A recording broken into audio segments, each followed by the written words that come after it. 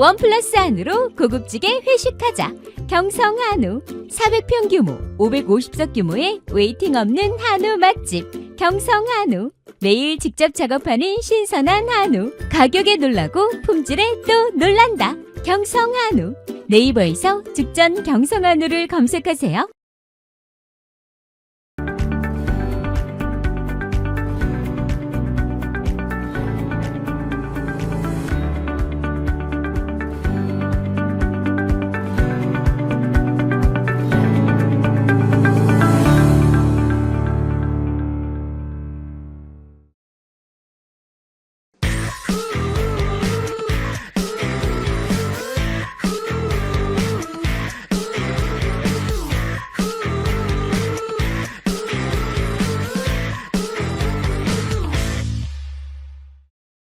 매주 월요일 밤 9시 50분 시청자분들의 정신 건강을 걱정하는 미디어 백테클 이경입니다.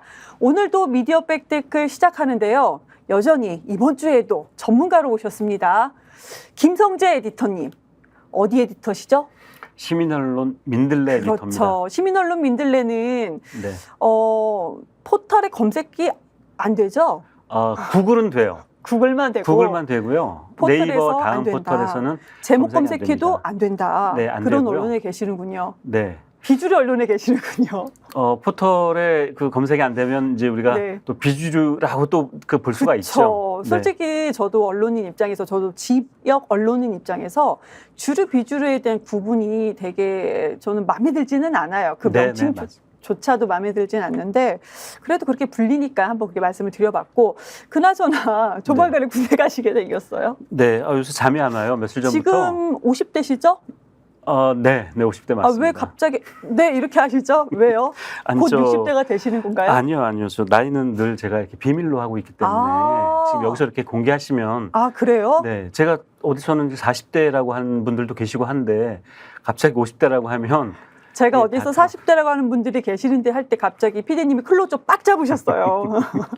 염색을 좀 하시고 하셔야 되는데. 아니 근데 네. 갑자기 5060 세대 군복무 이거 뭐예요?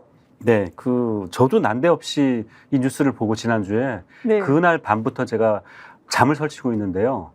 또 군대 가실까 봐요? 예. 군대 다녀오셨죠? 갔다 왔죠. 네. 3년이나 갔다 왔습니다. 저희 때는 33년은 아니고 정확히 30개월이에요. 지금은 잠깐만요. 네. 나이를 밝히기 싫다고 하셨는데 30개월을 이미 얘기하셨네요.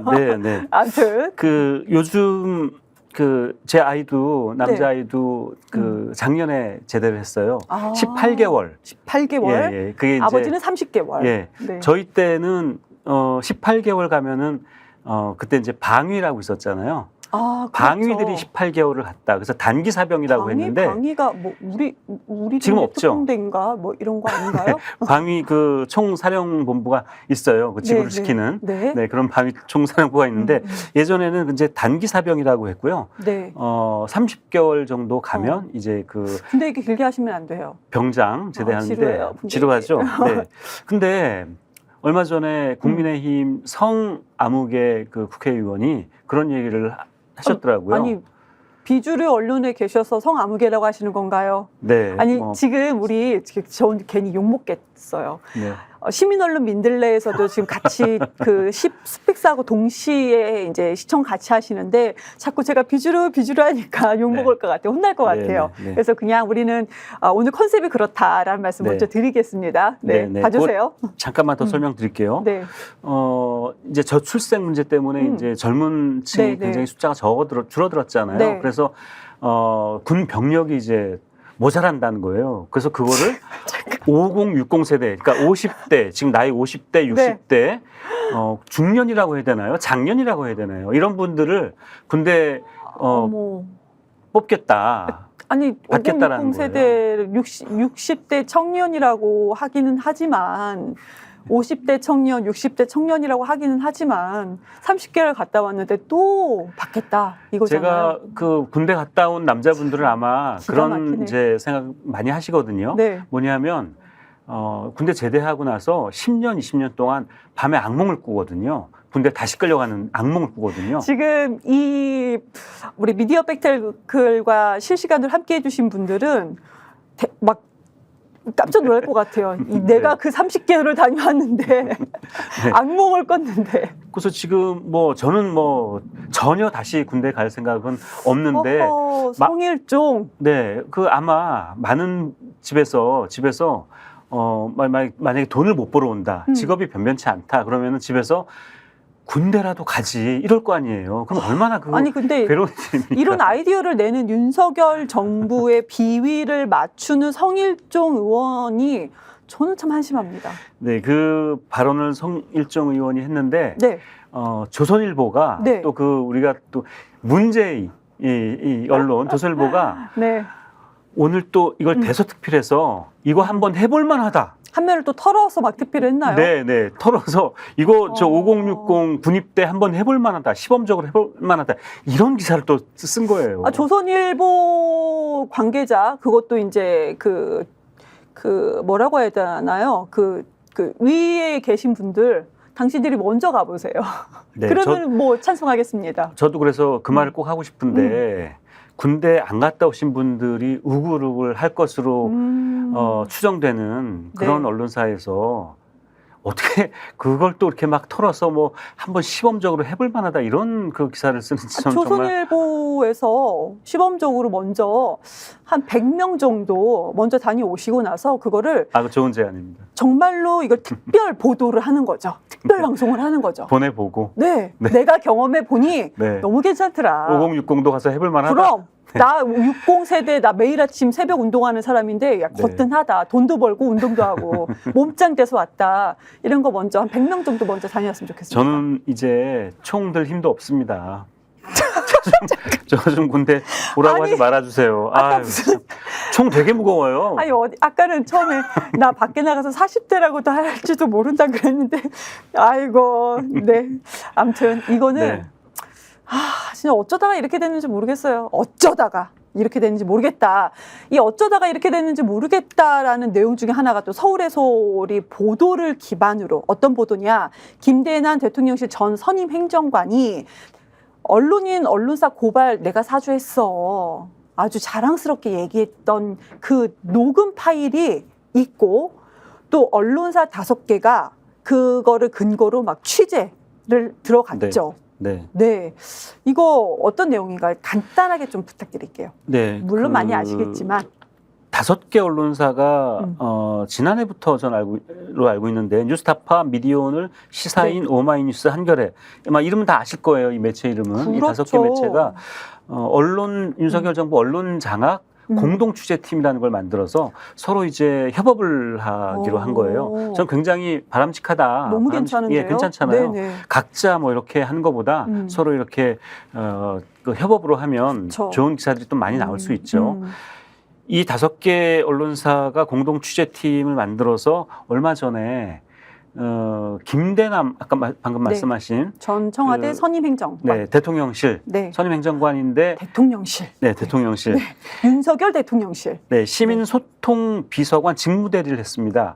비서관이 그 공석이었어요. 그래서 네. 행정관인데 그 직무대리를 했고요. 네. 그래서 뭐 일부 언론에서 비서관으로 나왔는데 어찌됐든 네. 이 그 김대남 씨가 이명수 서울의 소리 기자 또 유명하잖아요. 김건희 네. 씨하고 김건희 씨가 오빠라고 부르는 그 유명한 이명수 기자.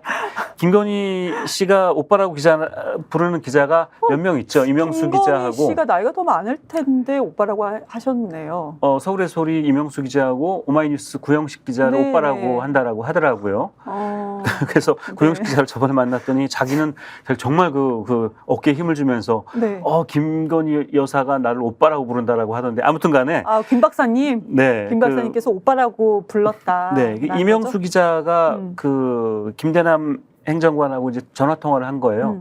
굉장히 오랜 시간, 몇 시간 동안 전화 통화한 거를 이제 녹취록을 공개를 했죠. 네. 그 녹취록 중에 얼마 전에 또 나라를 뒤집어놨던 네. 그 김건희 씨 공천 개입에 관한 맞아요. 발언도 나왔죠. 그래서 많이 김대남 나왔죠. 씨가 그 김건희 씨가 공천 개입을 하고 있다라는 네. 그 이야기를 전화로 했던 그 내용이 공개가 됐죠. 그 전에 네. 뉴스토마토에서 이제 공개했던 거를 또 한번 입증하는 그런 이제 얘기를 했죠. 근데 그 녹음 파일 안에 네. 녹음 파일 안에 고발? 네, 바로 그 내용이 들어있던 네. 거예요. 제가 그거를 따봤어요. 네. 제가 뭐 성대묘사는 못하고 그냥 그대로 좀 네. 읽어드리면, 세민연이라고 진짜 정말 솔직히 우리 보수 우파 플랫폼인데, 신문에 광고도 많이 나가는데, 그리고 뭐라고 하면서 고발도 해주고 백은종이도 고발해야지. 그 다음에 또 여사, 여긴 김건희 여사죠. 여사 난리쳤던 놈들도 내가 몇 군데를 고발해 줬는데 그런 나를 부수고 이렇게 밀어내? 이 말을 김대남 씨가 말을 했다고. 이게 총선 직전인 4월 3일 날 통화 내용을 9월 23일 날 서울에서에서 보도를 이미 한 바가 있습니다. 네. 고발 사주가 딱 나왔어요. 내가 했어. 근데 이 사람이 보면 아까 말씀 주신 것처럼 선임 행정관인데 네. 소통수석실의 비서관 직무대행. 그러니까 네, 그렇죠. 한마디로 소통수석실 수석 다음에 비서관이란 거잖아요. 그렇죠. 그러니까 네. 서열 2위예요. 그렇죠. 그 네. 사람이 나서서 고발 사주를 직접 했다라는 것을 스스로 자백을 했습니다. 네. 그 대화 내용 보니까 그거 다 내가 한 거야. 네, 이명수 기자가 형님이 그러니까 김대남 씨가 그러니까 봐라. 내가 용산에 있을 때 우리 세민연하고 이제 이렇게 이제 네. 쭉 얘기를 한 거죠. 다 내가 했다라고. 맞아요. 근데 이분이 지금 뜬금없이 왜 그러냐 많이 아시겠지만 용인갑에서 출마를 미리 준비하고 계셨잖아요. 네. 그런데 이용무 전 그 대통령실 인사비서관이 갑자기 전략공천이 됐어요. 그래갖고 한마디로 열이 받아가지고 그 네. 이명수 기자하고 막 이런 얘기를 주고 받았던 내용인 거죠. 네, 네. 그 김대남 행정관이 있던 시민소통 네. 비서관실은 네. 아마 그 수석이 시민사회 수석이었을 거예요. 그게 누구냐면 강승규 그렇죠. 수석이었죠. 강승규 수석도 지난해에 관제 데모 사주한 게 그렇죠. 이제 네. 또 폭로가 돼서 비판을 받았고, 근데 뭐 처벌을 받거나 그러진 않고 오히려 네. 출마를 해서 당당하게 또 출마를 했더라고요. 그러니까 이분들은 이런 게 아무런 무슨 문제가 되지 않는다라고 생각을 하시는 것 같아요. 아니 그러니까 윤석열 대통령과 김 박사님한테 잘 보이고 싶었던 뭔가를 한 사람들은 그래도 출마를 하거나 네. 출마를 못해도 한 자리를 차지하거나 뭐는 되는 것 같아요. 네, 그러니까요. 지금 방금 이제 강승규 시민사회 수석 이제 관제 데모 사주한 거 네. 말씀드렸지만 그거 말고도 이 윤석열 정부에서 저는 그래서 이게 사주 정권이냐 이제 이런 네네. 생각이 드는데 계속 뭔가를 사주를 해요. 뒤에서 사주가 뜻이 그거 아닙니까? 뒤에서 몰래 네. 부추겨서 나쁜 짓을 하게 하는 것이다라고 사전에 그렇게 나와요. 나쁜 짓을 하게 하는 거다. 나쁜 짓을 하게 하는 네, 거다. 네. 그럴 때 사주라는 말을 써요. 고발하는 것 자체가 나쁜 짓인 거구나. 나쁜 짓이죠. 그렇죠. 네, 이거는 어. 그 전에 네. 예전에 박근혜 정부 때 이제 이런 일이 있었어요. 박근혜 대통령이 탄핵되기 전에 네네. 아주 유명한 정윤회 그 문건이라는 게 있었죠. 네네. 정윤회 문건 내용이 이제 그거였지 않습니까? 권력 서열 순위 1위는 누구? 최순실. 2위 정윤회. 3위 박근혜. 대통령이 박근혜가 네. 3위야. 3위였죠. 이런 보도였죠. 네, 그 문건이 이제 공개가 됐는데 그 공개한 언론사가 세계일보였습니다.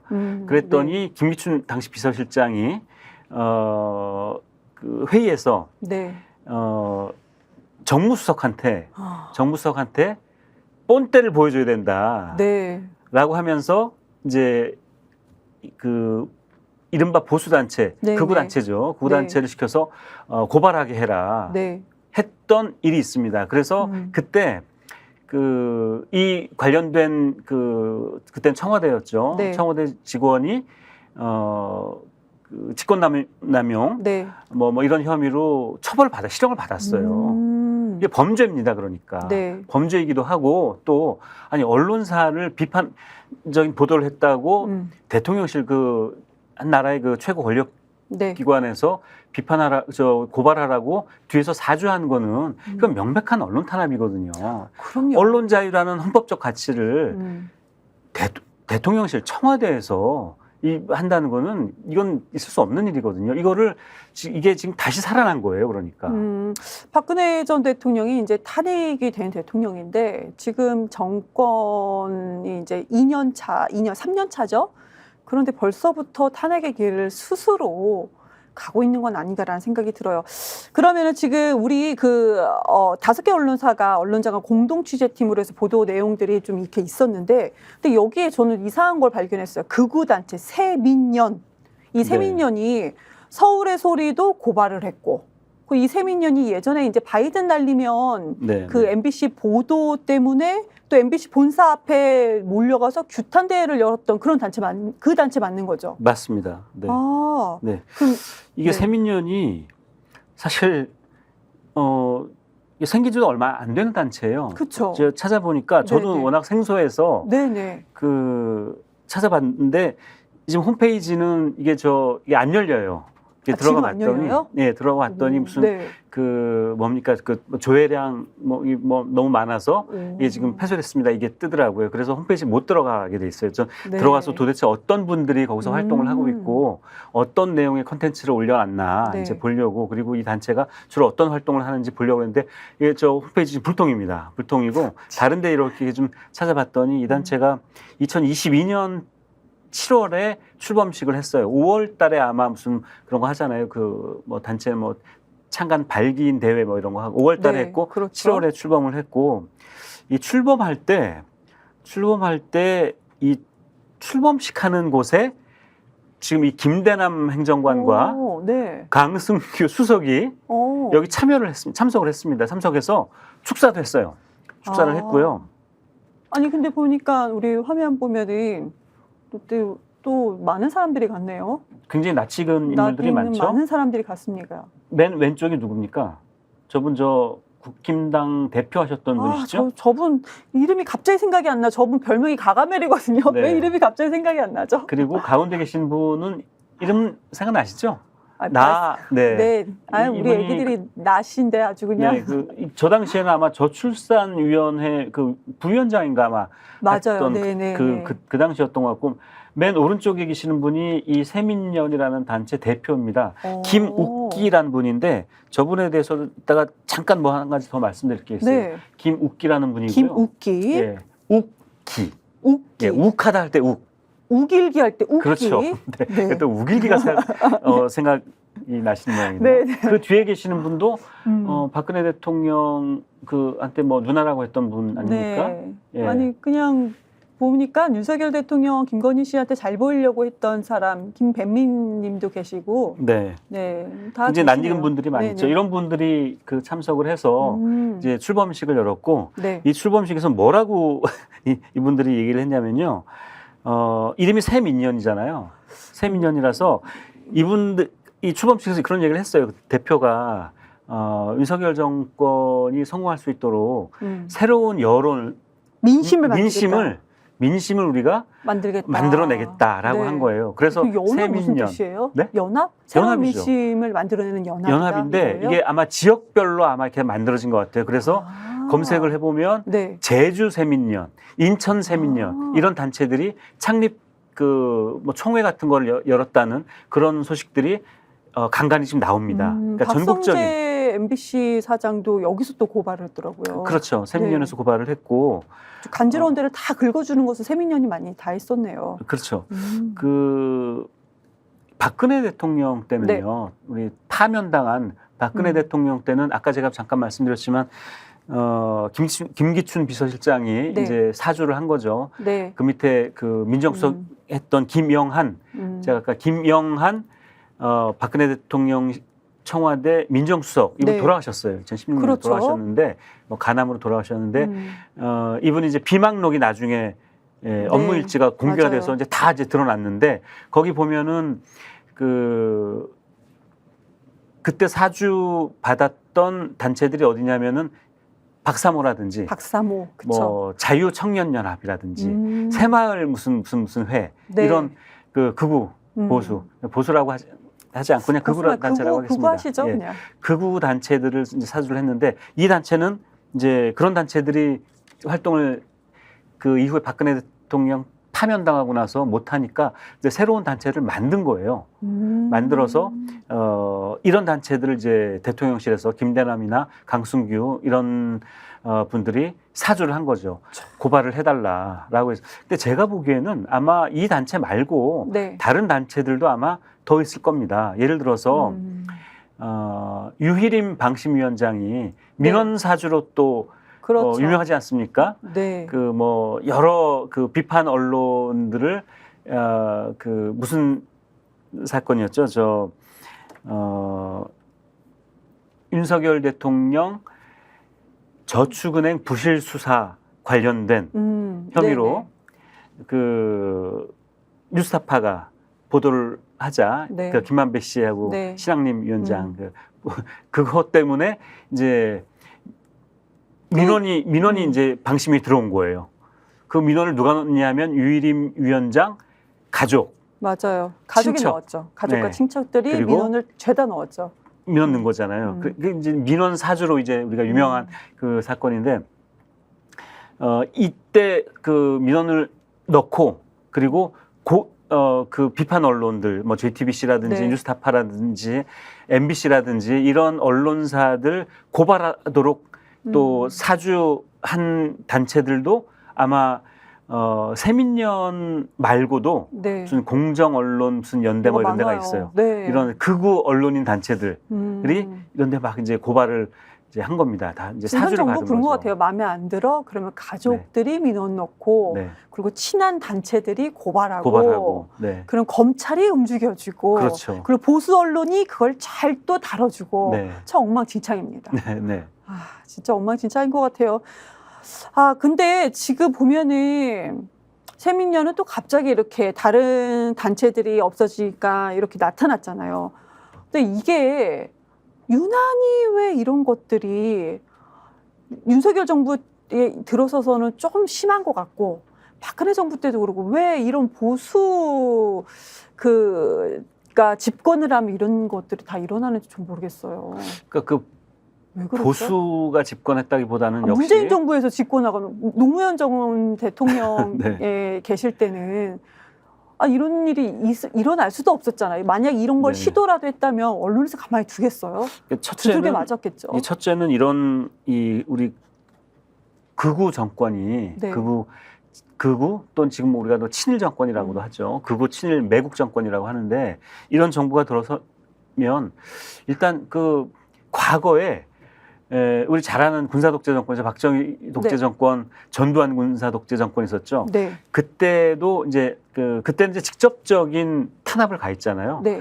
뭐 국정원이나 그전엔 중정, 안기부 직원들이 언론사 안에서 뭐 네. 좌지우지하고 이제 그러다가 87년도에 민주화 이후에는 양상이 조금 달라져서 직접적으로 하지 못하고 간접적으로 이제 한 거예요. 그 간접적인 게 뭐냐면 언론사 사주, 그러니까 네. 지금 KBS 사장이라든지 네. 공영방송 사장이라든지 네. 이런 사람들을 낙하산으로 보내서 이제 경영진을 다 바꾸고 보도국장을 바꾸고 해서 이제 권력의 입맛에 맞는 보도를 하게 하고 비판적인 보도를 못하게 막은 거죠. 그러다가 비판적인 언론이 생기면 이제 이걸 어떻게 탄압을 해야 돼? 이거 어떻게 입을 막아야 될까 하다가 직접 고소하거나 고발하거나 차마 그렇게 하지 못하고 네.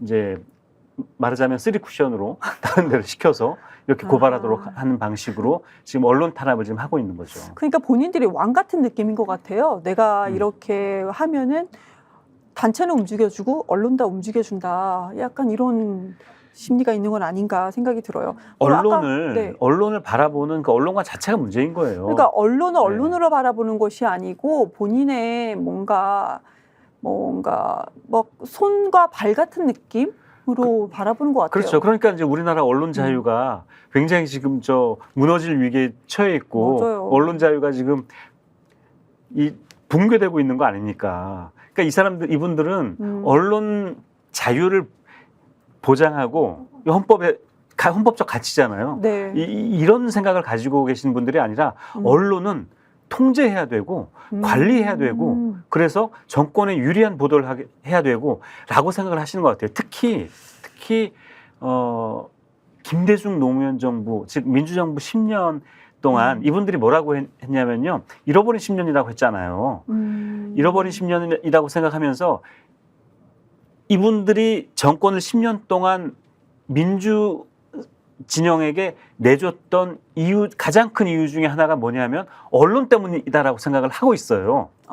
그래서 네. 언론은 집권을 하면 무조건 장악하고 통제하고 관리해야 된다. 그렇지 않으면 또 정권을 뺏길 것이다. 라는 이런 불안감, 공포 이런 게 있습니다. 그러니까 이명박 정부가 딱 들어서자마자 했던 게 뭐냐면요. 뭡니까? 바로 YTN 사장, 낙하산 맞아요. 사장 보내고 KBS 정현주 사장 쫓아내고 네. MBC 김재철 사장 보내고 했던 거잖아요. 네. 그렇게 해서 장악을 하지 않으면 또 정권을 뺏길 거다.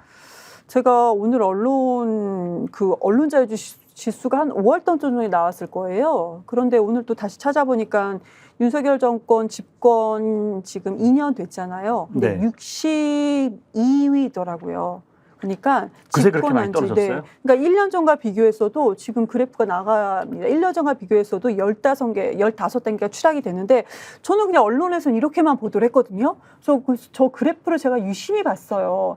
2016년도가 박근혜 탄핵될 때잖아요. 네.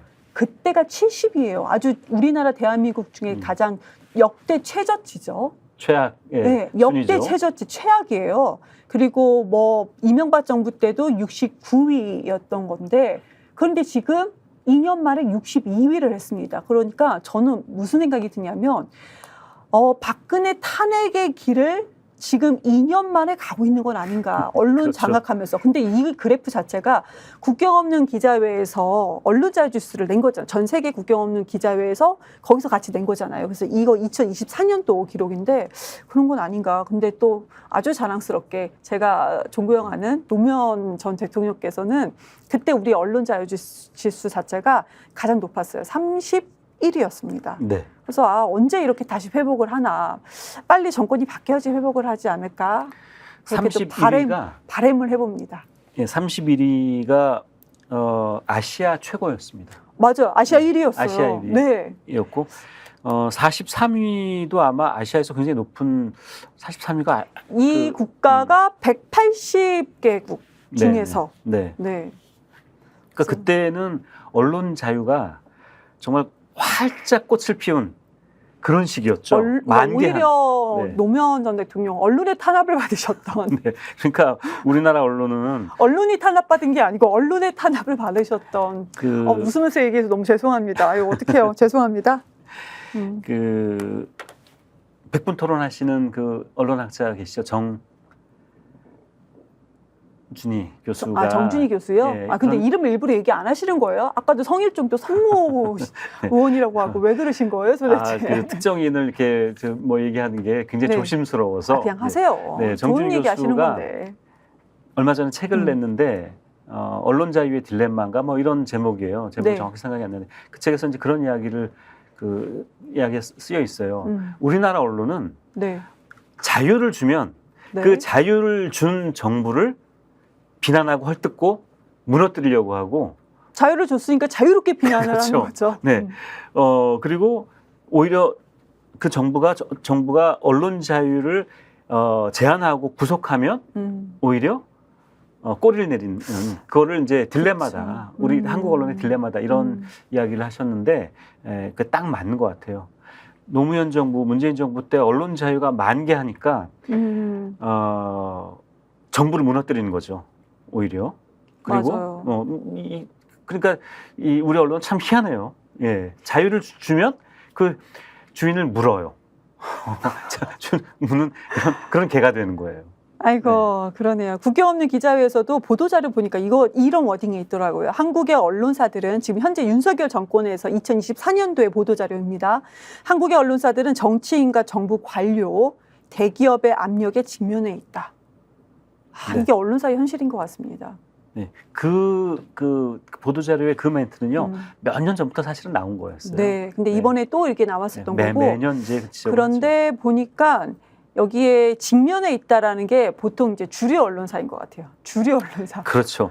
아까 그 부자 언론사? 네, 주류 언론, 비주류 언론에 대해서 아까 네. 이제 그걸 어떻게 나눌 것인가 그리고 비주류라고 불린 그 언론은 혹시 기분 나쁘지 않겠느냐 이런 말씀하셨는데 네. 저는 그렇게 생각할 필요도 없고요. 왜요? 왜냐하면은 네. 지금 주류 언론이 오히려 사람들한테 욕을 먹고 있거든요. 외면받고 외면받고 욕 먹고 하고 있고 있죠.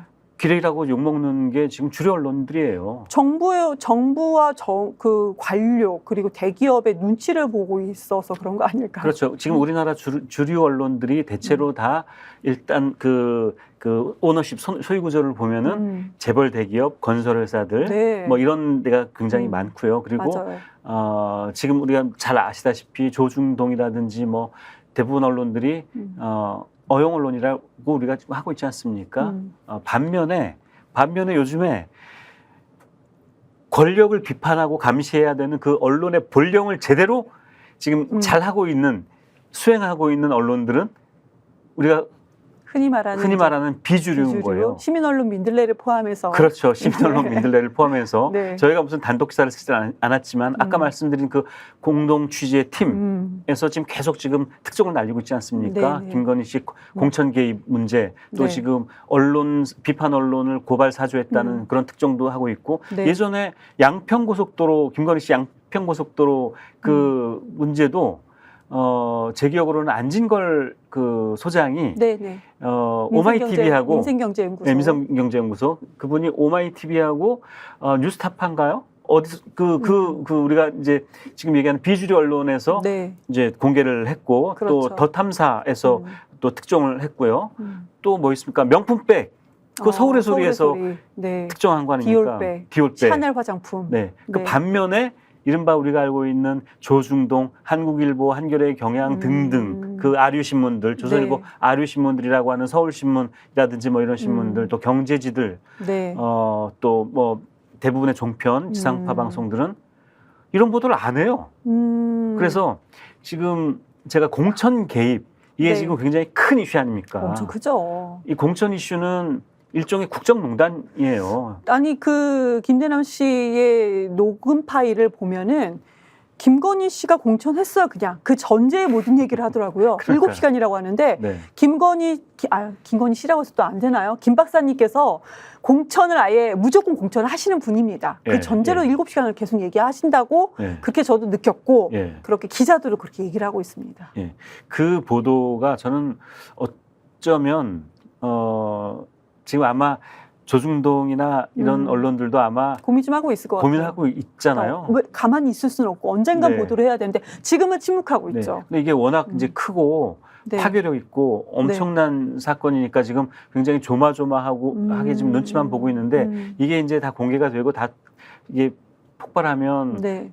아마 이 정부가 아마 무너지지 않을까라는 그런 그 생각을 하고 있습니다. 근데 이런 문제에 대해서 네.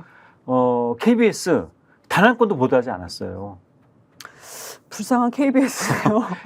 조선일보는 제가 아니 그 뉴스토마토에서 그 네. 공천 개입 처음에 보도를 하고 나서 한 일주일 동안 조선일보 검색을 했어요. 딱 한 건 썼습니다. 무슨 기사였냐면은 네. 공천 개입은 사실이 아니다라는 대통령실 반응. 맞아요. 그거 한 꼭 썼어요. 아 근데 뭐 그러니까 보도를 안 하는 겁니다. 주류 언론들이. 이런 언론이 무슨 이 권력 감시의 어떤 그 저널리즘의 본령을 수행하고 있다라고 우리가 얘기할 수 있겠습니까? 그리고 우리가 알고 있는 권력을 감시하고 하는 이런 그 언론의 어떤 효능감 네. 없는 거예요. 아. 이게 바로 주류 언론들이에요, 지금. 아이고 아까 말씀 중에 갑자기 이제 이건 이따가 얘기할게요라고 하셨던 세민연의 김욱기 대표님 이 무슨 내용인가요? 궁금해지는데요. 이분이 전직이 뭐냐면요. 네.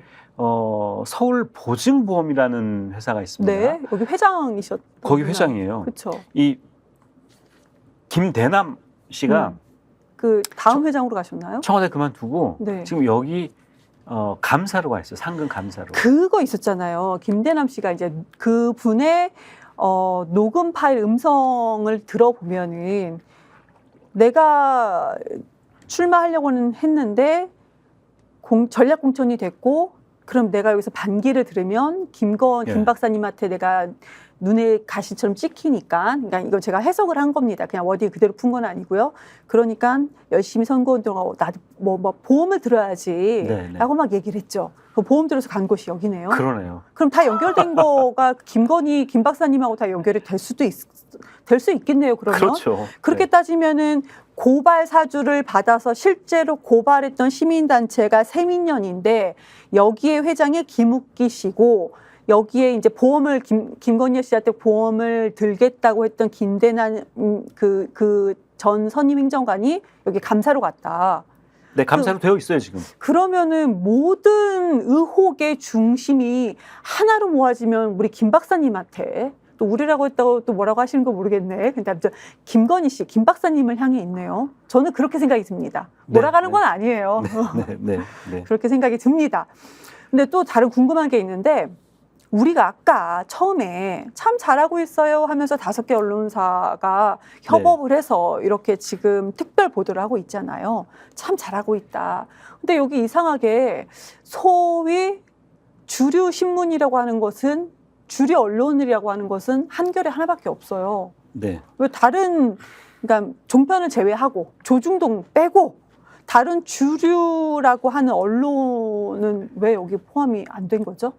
아마도 아세요? 아니 제가 물어보진 않았어요 이분들한테. 그러면 물어보지 해석을 해주세요. 못했는데 해석을. 아마도 다른 주류 언론들은 네. 지금 이게 이 공동 취재팀 이름이 윤석열 정권 언론 장악 네. 공동 취재팀이에요.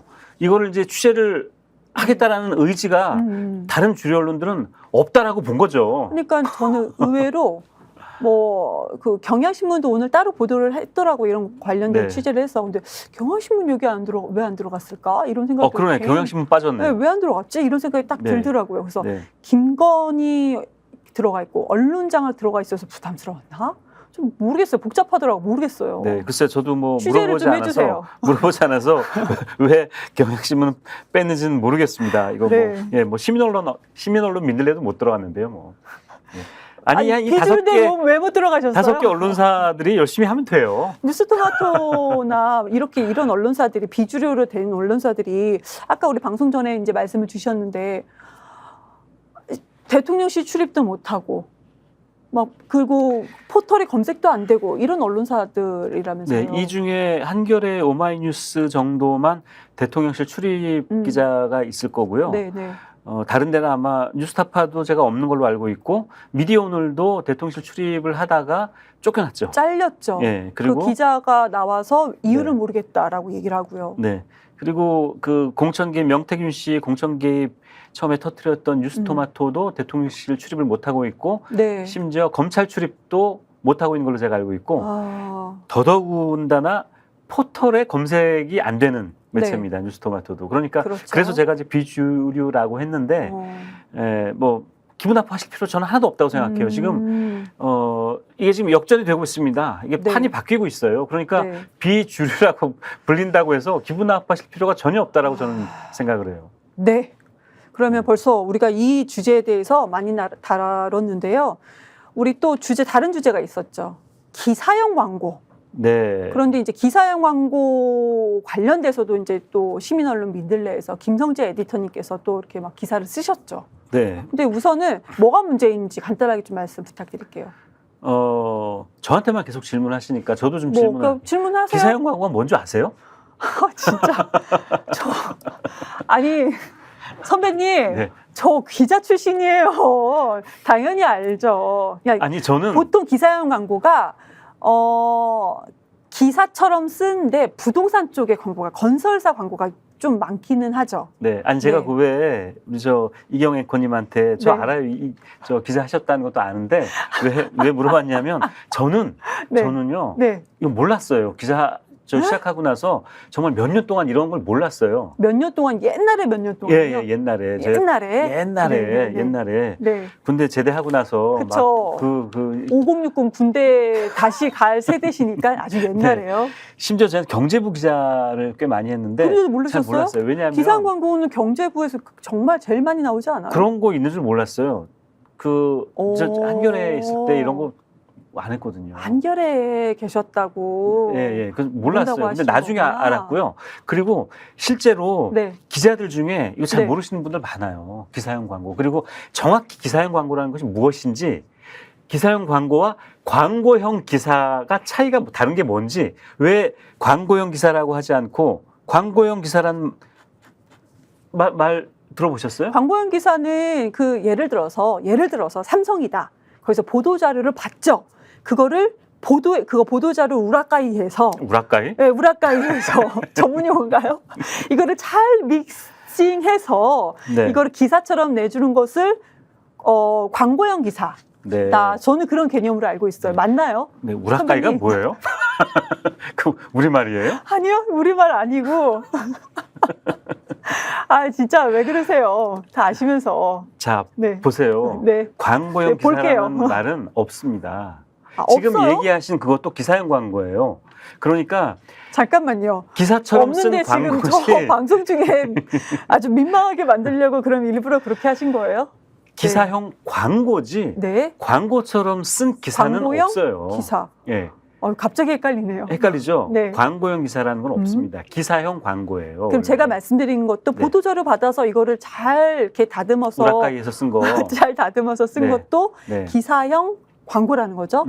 돈을 받으면 돈 받죠? 예, 그 기사형 광고라고 봅니다. 그거 그래서 큰돈 받죠? 네, 기사형 광고를 사실 기자들도 모르는 기자들이 많이 있고요. 특히나 독자나 시청자들은 아마 굉장히 대부분이 다 모를 거예요. 이게 기사인지 광고인지. 제가 지금 알았어요. 이거 혹시라도 뭐 제가 모른다고 생각하실까봐 제가 이게 네. 세대 차이인 거예요.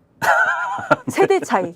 선배님께서 예전에 하셨을 때는 이렇게 인터넷으로 이제 그 스마트폰 세대가 아니신 거고. 네, 네, 맞죠? 이렇게 세대 갈라치기 하지 네. 마시고요. 무슨 세대 차이? 아니 그게 팩트인 것 같아요.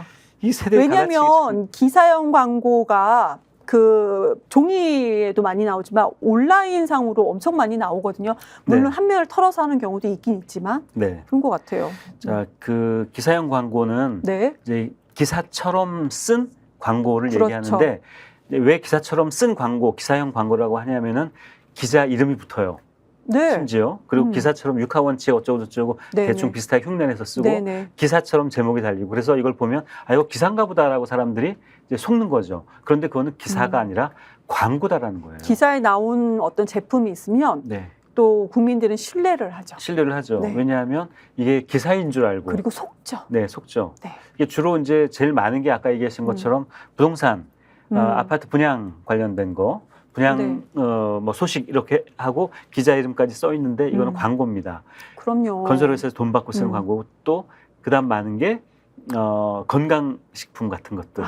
네, 그런 것도 그렇죠. 많고 네. 또 많지는 않지만 큰 문제가 되고 있는 게 투자 관련된 거예요. 투자요. 네, 네, 네. 금융 그 관련된 기사형 광고입니다. 그래서 이 투자 이 회사가 굉장히 뭐 좋은 회사고 이제 곧 상장할 것이고 하니까 투자를 하셔도 된다라는 식의 기사형 광고가 지면에 나가요. 그러면은 그 지면에 나간 걸 가지고 이 사기꾼들이 자, 봐. 신문에 났어. 조선일보에 났어. 중앙일보에 났어라고 하면 사람들이 이거 조선일보나 중앙일보 같은 그런 그 레거시 미디어 전통적인 정통성 있는 정통적인 언론에 나왔으니까 믿어도 되겠네라고 해서 정통성이 있는 것으로 착각하는 언론사. 네. 네. 그래서 투자를 해요. 그랬다가 날려먹은 분들이 꽤 많다는 거죠. 아니 100억대 사기 사건에 이 기사형 광고가 악용이 된 사례가 있다면서요. 네, 그 가끔 이제 이게 그래서 보도가 되는데요. 네. 화면에 혹시 그 나온지 모르겠습니다. 네. 100억대 사기 사건에 활용된 기사형 광고. 그래서 저기 미디어 오늘에 나왔던 기사예요. 베누디 글로벌 상장 사기 사건. 기사형 광고 만들어서 공신력 이용해 투자자 현혹해가지고 뭐 170억인가를 다 이제 사기를 쳤다. 뭐 이런 건데 네. 이런 피해자들이 있는 거예요. 이분들 얼마나 억울하겠어요. 신문에 나온 기사다라고 생각하고 믿고 투자를 했다가 네. 이 사기를 당했으니까. 이거 말고도요. 예전에 이런 것도 있어요. 그 조선일보에 이제 기사형 광고가 나온 거죠. 근데 그 조선일보예요. 네. 네. 조선일보에 나온 이 기사형 광고에 나온 그 회사는 심지어 그때 광고가 나갈 때 경찰에서 수사를 받고 있었던 상황인데도 조선일보가 기사를 쓴 거예요. 수사를 받고 있는 사기. 상황인 회사를 네. 조선일보에서 한마디로 기사처럼 쓴 광고를 내줬다. 그렇죠. 그것도 막 한 면 털어서 내준 거 아닌가요? 한 면 털어서 냈죠. 그래서 또 문제가 됐던 적이 있고, 그래서 우리가 이제 기사형 광고 하면은 사람들이 그래 이게 뭐 기사야 광고야 뭐 기사처럼 썼으니까 뭐 기사겠지 이렇게 생각할 수도 있고, 굉장히 어떻게 보면 좀 가치 중립적인 네. 이제 그런 이제 명칭이잖아요. 기사형 그렇죠. 광고라는 게. 네. 그래서 사실은 이게 오래 전부터 언론학자들이 네. 이건 이렇게 부르면 안 된다. 음. 기사 빙자 광고다. 기사 위장 광고다라고 불러야 된다라고까지. 기사 위장 광고 좋네요. 그렇죠. 네. 기만 광고다. 기사를 기만한 그런 광고다라고 이름을 그렇게 불러야 된다라고까지 한 가짜 기사입니다. 이거는. 기사 위장 광고. 네. 근데 위장에서 이 위장으로 착각하는 건 아니겠죠. 네. 죄송합니다. 아재 개그를 가끔 한 번씩 하시네요. 그러니까요. 재밌고 싶은데 제 네. 수준이 이래요. 아무튼요. 자, 근데 이제 이게 사실은 이게 언제부터 이렇게 많아졌냐면요. 네. IMF 때 이제 굉장히 기업들이 어려워지고 그래서 광고를 이제 확 줄이게 된 적이 있어요. 그렇죠. 2000년대 초반에 맞아요. 대기업들 때 막 줄줄이 도산했잖아요. 재벌 그렇죠. 기업들이. 그러고 나니까 이제 재벌 광고에 크게 의존하던 우리 언론들이 이 광고 수입이 확 줄어든 거예요. 우리 언론사들은 다 광고 그런 게 수입이 나타났구나. 한 70~80% 아닙니까? 네. 그걸 다 기자들 월급 주고 하는데. 네. 그래서 그때부터 이제 생겨난 게 기사형 광고를 이제 언론이 받아 쓰기 시작한 거예요. 네. 만들어서 하기 시작한 거예요. 그래서 그때는 2000년대 초중반 그때 이제 시작이 돼서 그때는 이제 적발된 건수가 뭐 한 몇백 건이었다가 2000년대 후반부터 2010년대에 이제 막 수백 건으로 늘었고 네. 수천 건으로 늘었고요. 그러다가 2023년에 나온 통계를 보니까 10,000건이 넘었어요. 23년도요? 네, 이거를 이제 언론도 자기네들도 잘 알고 있습니다. 이게 기만 광고다, 위장 광고, 사기다 알고 네. 있어요. 그래서 언론에서 뭐 표 있지 않나요? 우리 이거 지금 준비해 주셨던 거 보니까 뭐 기사형 광고로 주의 조치받은 매체와 건수 이런 거 표 있었던 그게 것 나오죠. 같아요. 네. 이게 지금 2023년도 네. 한국 광고 자율 심의 기구에서 적발해서 공개한 자료입니다. 역시 조중동 앞서 나가고 있네요. 아시아투데이도 좀 세네요. 경제지가 많아요. 매경 네, 맞아요. 590건이죠. 또 한경 580건이죠. 네. 파이낸셜 뉴스라는 경제 매체는 730건 제일 많고요. 와. 자, 조선일보 429건, 중앙일보 238건, 한겨레 보니까 2건밖에 없죠. 그래도 좀 한겨레 낫죠. 우리 네. 김성재 에디터님께서 계셨던 한겨레 그래서 모르셨군요. 몰랐어요. 한국일보 25건, 이건 뭐 굉장히 적은 세대 거고. 차이가 아니네요. 언론사 차이였군요. 세대 갈라치기 하지 마시라니까. 네, 알겠습니다. 그러니까 이거 막 100건 넘고 200건, 700건, 500건 이런 매체들이 주로 경제지들이나 조선일보, 중앙일보 같은 네네. 본인들이 무슨 1등 신문이라고 하고 무슨 뭐 경제 1등이라고 경제 매체 1등이라고 하는 매체들이 저렇게 기사 위장 광고, 1등 광고 기사 신문, 빙자 광고를 저 사기거든요. 1등 이런 거를 많이 사기 내고 신문, 있어요. 네. 1등 광고 신문. 네. 아니 그래서 자기네들도 언론도 저게 아이고. 저렇게 하면 안 된다라고 네. 알고 있기 때문에 네. 신문협회가 있죠. 신문들이 다 가입되어 있는 신문협회에 신문윤리위원회라고 있습니다. 그렇죠. 신문윤리위원회, 또 인터넷 신문 단체도 있죠. 인터넷 신문위원회, 그렇죠. 또 한국 광고 자율 심의 기구 이런 데서 우리가 자율적으로 이것들을 네. 우리가 단속하고 적발할게. 자율적으로요? 자율적으로 할게. 우리가 이거 잘못된 거 알아. 네. 이거 사귄 거 알아. 그래서 이거 할게라고 하고 있어요. 그런데 계속 늘고 있죠. 점점 늘어나고 있죠. 늘어나는 근데 이유가 이렇게 뭐겠어요? 이게 단속도 하고 하는데. 아주 단순한 것 같아요. 단속을 해서 적발이 돼도 그냥 벌금 쬐끔? 과태료 쬐끔? 이래서 아닐까요? 네, 틀렸습니다. 네, 땡. 과태료가 없어요. 벌금이 없어요. 그래서 과거에는 있지 않았어요? 2005년 그러니까 노무현 정부 때 있었습니다. 역시 노무현 정부 때. 네, 그랬다가 네, 맞아요. 2008년에 정권이 바뀌었죠. 노무현 정부 때는 무려 2천만 원, 2천만 원, 과태료 2천만 원. 2천만 원을 내게 네. 하는 신문법이 네. 있었고요. 있었는데 그거를 그때 이제 정권이 바뀌면서 여당이 됐던 국힘당의 전신인 한나라당인가요? 한나라당이겠죠. 하도 새누리당이거나. 많이 바뀌어가지고 네. 그때가 새누리당 전이 한나라당이죠. 그렇죠. 아마 네. 새누리당이거나 한나라당이었을 거예요. 아무튼 이명박 때 국힘당의- 한나라당으로 하시죠. 네. 복잡하니까. 아무튼 국힘당의 전신이었던 네네. 그 당에서 이 법을 슬그머니 아. 여당이었거든요. 그 다수당이었거든요. 그때 이 법을 이명박 정부 때 네, 한나라당입니다. 없앤 맞습니다. 겁니다. 법을 없앴어요. 아예 그 없앴어요. 2천만 원 과태료를 이렇게 좀 내린 게 아니고 아예 삭제, 폐지. 완전히 없어지게 깔끔하게. 그러니까 이제 막 수천 건으로 늘고 수만 건으로 는 거예요. 이 사람들이 왜 이런지 모르겠네. 그리고서는 네. 이제 아까 말씀드린 신문위원회라든지 네네. 한국 광고 자율심의기구라든지 이런 데서 네. 우리가 자율적으로 어떻게 할게 못하게 할게 해놓고 네. 단속을 해서 주의 조치, 권고 조치 주의 조치. 이런 거를 공문 보내가지고 주의 바랍니다. 이런 거 아닐까요? 이런 거를 네 글자로 음. 뭐라고 하는지 아시죠? 잠깐만. 선방망이. 그거 너무 진부하긴 한데요. 진부한가요? 표현이죠? 많이 매우 진부하죠. 죄송합니다. 네. 그런데 어찌됐든 간에. 네. 그러니까 이거는 아무런 강제성이 없기 때문에 네네. 제가 알기로는 이래요. 그래서 신문윤리위원회나 광고 네. 자율심의기구에서 자 당신들 조선일보 올해 480건 이 기사형 광고 규정 위반했다라고 네. 통보를 하죠. 네. 그러면 우편물로 통보를 해요. 그러면 우편물을 뜯어도 보지 않는다라고 그렇게 알려져 있습니다. 그러니까 당연하죠. 하든지 그냥 말든지 뭐- 문서 띡 보내는 게 단데. 아무런 무슨 그럼요. 문제가 없지. 긴장하지 않는 거예요. 그 사람들은 이거 버리기 귀찮아가지고 뭐라고 할 것 같아요.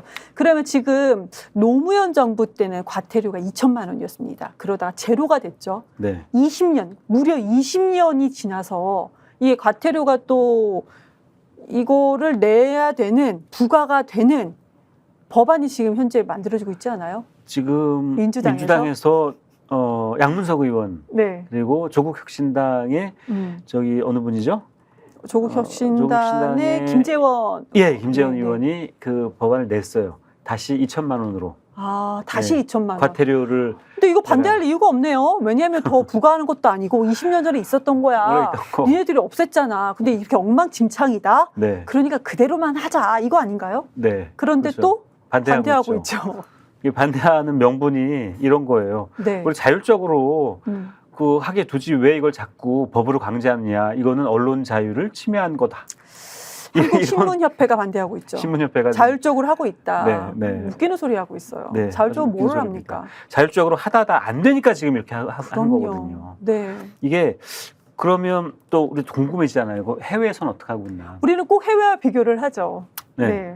꼭 비교하죠. OECD 막 이러면서 비교하기도 하고 해외 선진국 하면서 비교하기도 하죠. 어때요? 해외에서는 강력하게 강력하게. 제재를 하고 있어요. 그래서 오. 엄청난 과태료를 때리는 나라도 있고, 네. 이게 호주, 이게 다 연구된 자료가 다 있어요. 이게 왜 연구를 했겠습니까? 이건 문제이기 때문에 그럼요. 이걸 어떻게든지 어느 국가나 문제이기 때문에. 우리나라도 심각하기 때문에 우리나라에서도 연구한 보고서가 다 나와 있어요. 그럼요. 네, 그래서 그 연구한 보고서를 찾아봤더니 네. 해외에서 이미 이거 다 심각하게 제재를 하고 있어요. 강제적인 벌금이나 과태료를 미국에서도 하고 있고 호주, 독일, 캐나다 다 하고 있어요. 아니 보니까 보내주신 자료에서 제가 이제 봤었어요. 그랬더니 방송통신위원회, 미국의 방송통신위원회에서는 한 방송사에게 대해서 어머 웬일이니? 벌금이 175억 원이에요. 하나로 175억 원. 이 정도는 해야 기사형 광고 안 쓰고 그러는군요. 그렇죠. 네. 손 떨려서 쓰겠어요? 모르죠. 또 한 300억 원 광고비를 받으면 175억 원 벌금 내고 쓸 수는 있을 텐데. 야, 이 정도는 해야 되는데 우리나라는 2천만 원 정도인데 이것만이라도 20년 만에 살려보자. 살아나야 되겠네요. 그리고 또 반대하는 두 번째 논리도 굉장히 재밌는 두 번째 이유인데, 논리. 네. 예. 기사형 광고라는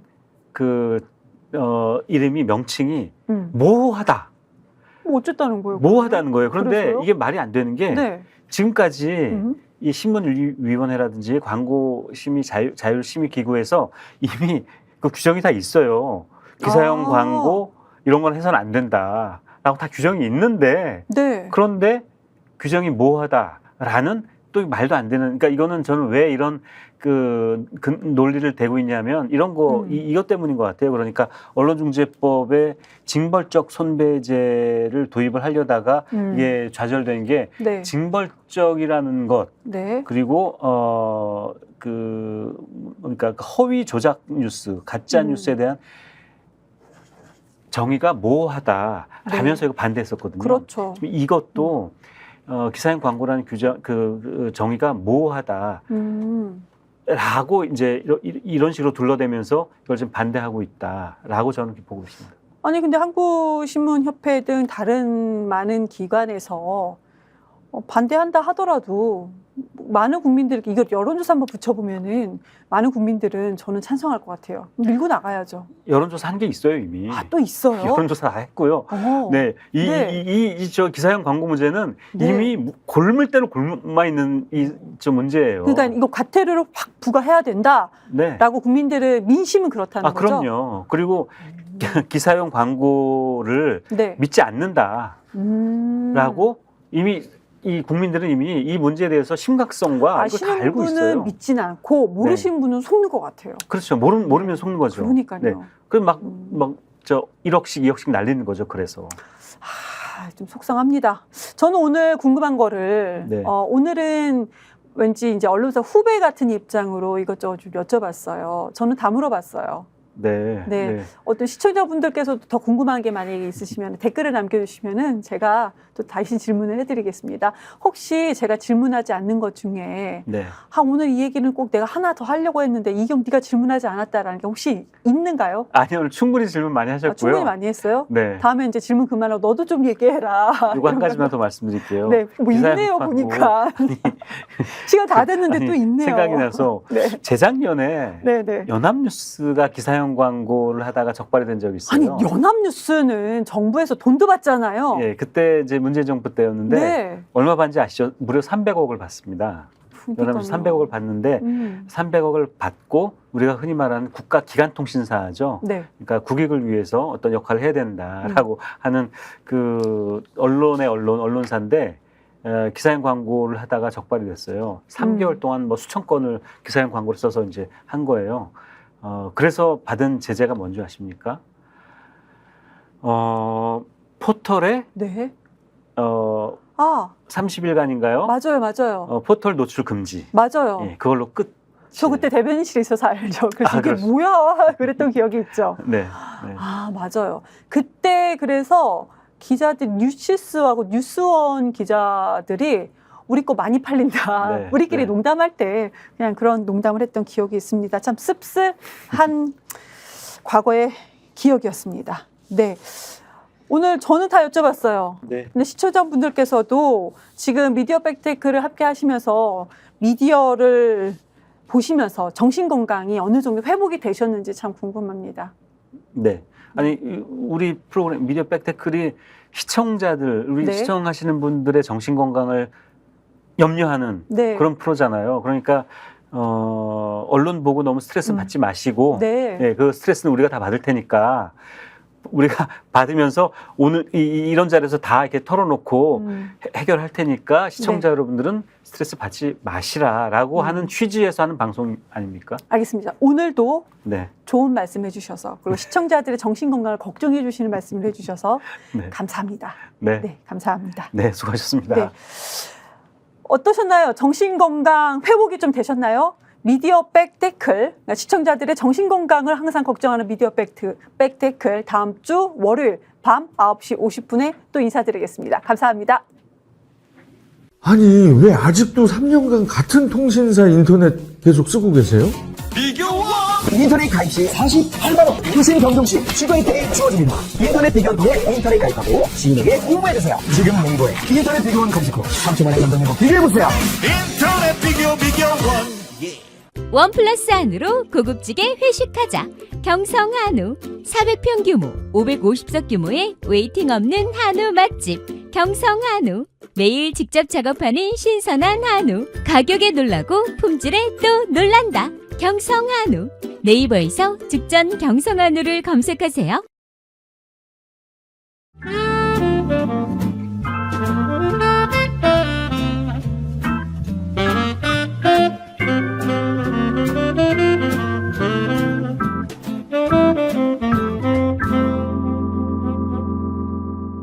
보험에도 점검이 필요합니다. 요즘 경기가 어려워서 보험료 내는 것도 부담스럽죠. 보험료는 줄이고 보장은 넓게. 건강보험도 자동차 보험도 나에게 맞춤 보장. 믿을 수 있는 보험 전문가들. 믿을 수 있다 더 착한 보험. 본 광고는 손해보험 광고 심의 기준을 준수하였으며 유효기간은 심의 결과 통보일로부터 1년입니다. 스픽스는 말하는 언론입니다. 대세는 유튜브, 그중에서 스픽스. 좋아요, 댓글, 구독, 알림 설정. 여러분이 저희를 사랑해 주시고 우리가 여러분을 사랑하는 4가지 방법입니다.